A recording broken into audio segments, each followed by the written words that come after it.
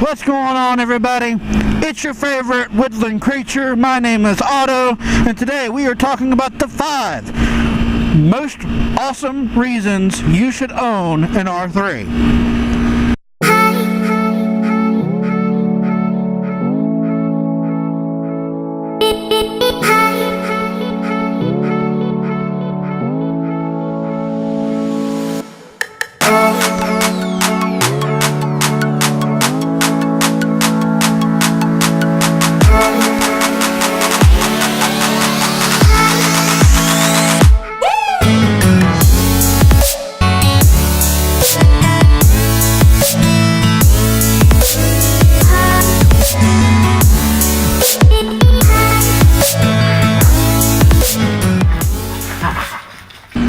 Number 1, the first reason why you should own an R3 is affordability. This bike comes in MSRP under $5,000. I picked mine up for $4,200 back in 2015, and the bike had 800 miles on it. I have really enjoyed this bike for the price. For the price, you're getting an incredible value, in my opinion. You get a bike that is almost brand new, because they only started making these in 2015.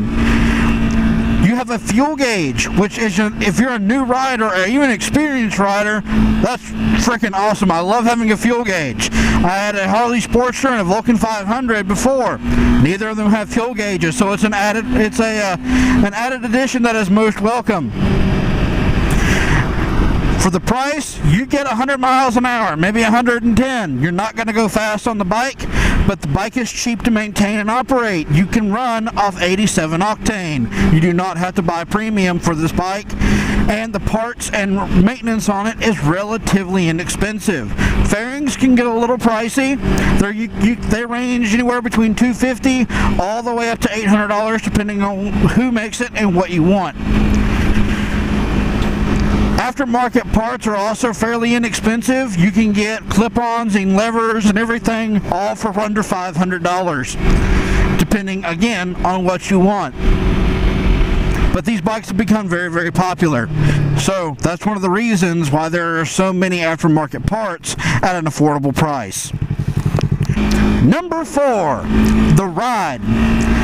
This bike has one of the best rides of any bike in the sport bike category that I have ridden thus far. I'm not saying it's the best overall, it's just the best one that I have personally ridden. It has a more upright seating position, which to me is very nice when you're a newer rider or you want to get that sport bike feel without the sport bike back pain. The rear sets are in a very comfortable position. I'm short, I'm 5'8", and I don't feel like my legs are cramped, but I also don't feel like I'm too short for the bike. At a complete stop, this bike I can still flat foot, and it's amazing. I love that about it. This bike loves to lean over in the twisties as well.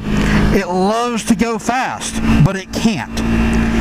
That's one thing that is about this bike. This bike, it feels like it wants so bad to be one of its bigger brothers, but it's not. But it tries so hard. It wants to go fast, and it's enough to put a smile on my face, but never enough to make me feel like it's getting away from me.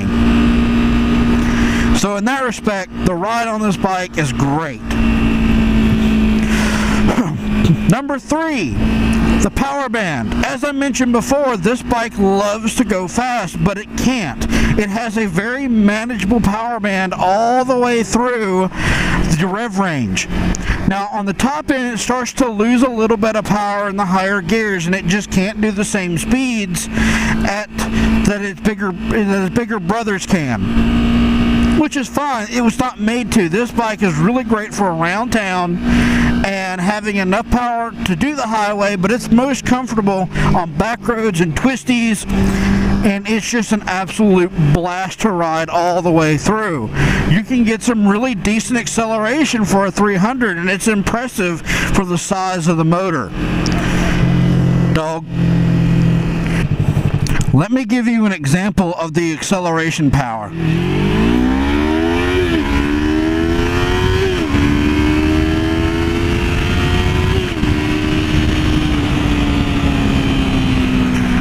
So this bike can accelerate in the lower gears very well, but it's still very manageable. It never feels like it's getting away from me. So as a new rider, that is a very important factor to me.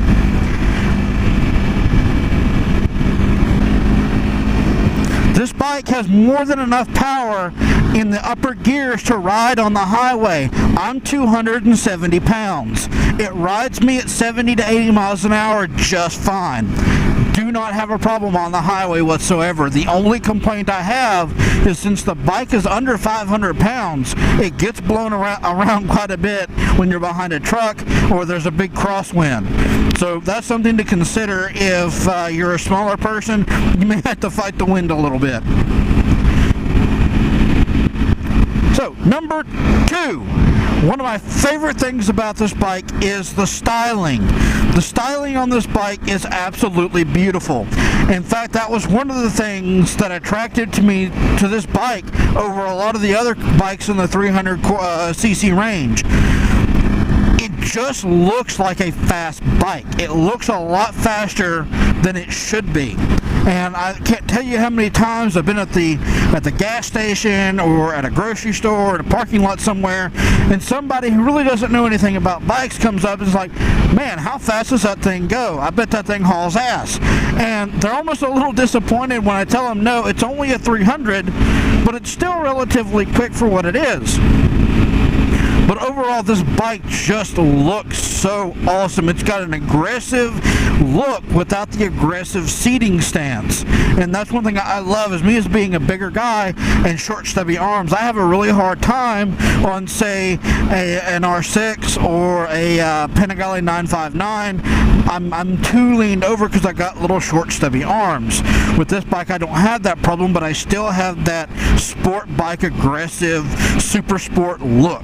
And to me, the blue and the silver look absolutely amazing on this bike. Now, that said, I also really like the other color schemes and the other ones that are offered. They're all beautiful in my opinion. Especially the gunmetal gray, I love that one. But I chose the blue and silver because I like that color combination. I love the blue.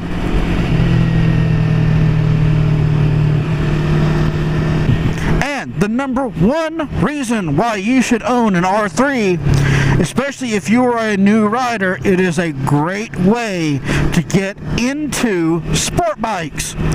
Let's say you're young and your family does not want you to have a sport bike. You can take them the numbers. You can explain to them, hey, this bike looks fast, but it's actually not. I'm being responsible in getting a bike that is both affordable for my budget and getting a bike that still looks good, but it doesn't have the power, and I'm less likely to get myself hurt. That is a great reason to present this bike as an entry-level sport bike. And it shows a bit of maturity in accepting the fact that you're an inexperienced rider. And I think Yamaha really hit the nail on the head with this and making a bike that is both appealing to sport bike riders and to a new generation of sport bike riders. It has that look, and for sport bikes, it's a lot about the look. It's like when you get a sports car. Like if you look at the older Ninja 250s, they are dog ugly and they didn't sell well. So when Kawasaki back in the day came out with the 09 250 that was completely revamped and redesigned, they couldn't sell enough of them. I mean, well, they couldn't make enough of them. They were selling so hot.